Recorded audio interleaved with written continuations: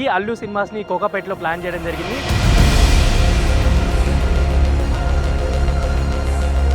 అల్లు అనే బ్రాండ్ మాత్రం చాలా హైలైట్ అయిపోతుంది.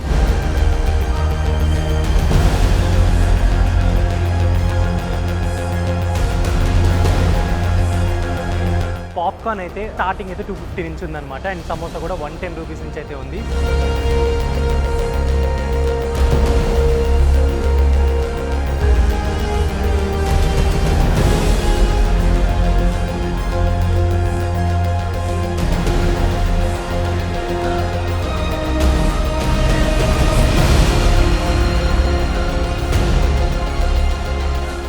గీతా ఆర్ట్స్ నుంచి వచ్చిన ఫిలిమ్స్ అన్నీ కూడా బ్లాక్ బస్టర్ ఫిలిమ్స్ అన్నిటికీ కూడా ఒక గ్యాలరీ అయితే ఏర్పాటు చేయడం జరిగింది.